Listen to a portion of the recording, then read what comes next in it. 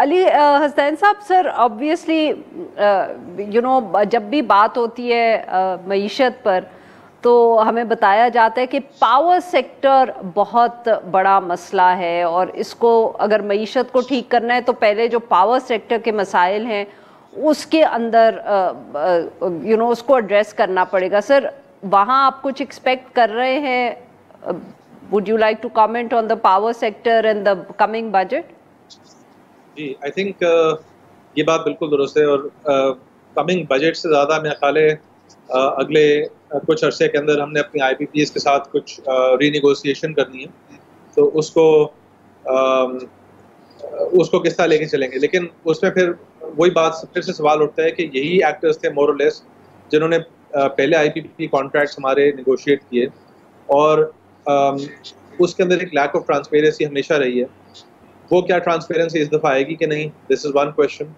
Secondly یہ کہ ہماری عوام ہے اس سے آپ نے جو انرجی پروڈکشن کی کاسٹ ہے اس کو صحیح طرح وصول نہیں کیا. بجلی چوری عام پورے پاکستان میں وائڈ اسپریڈ ہے.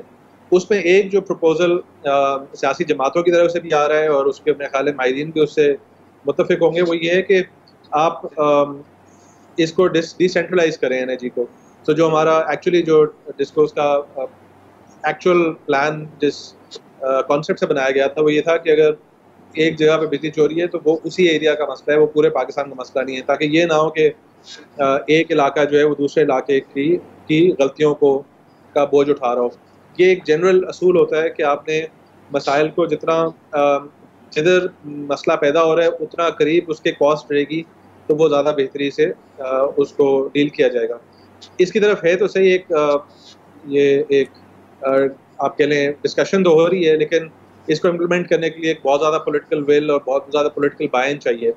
ہم نے پچھلے 2-3 سال میں دیکھا ہے کہ جب سسٹم اپنی ایک مرضی کروانا چاہتا ہے تو وہ اس کے پاس اتنی طاقت ہے ابھی بھی اسٹیٹ کے پاس کہ وہ اپنی مرضی کے کام کروا لیتی ہے. تو اگر ان چیزوں کی طرف بجلی چوری کی طرف ٹیکس چوری کی طرف اسٹیٹ کا اگر دھیان آ جائے گا تو میرا خیال ہے ہم کم از کم اگلے سال بہتر پوزیشن میں آنے کی توقع رکھ سکتے ہیں.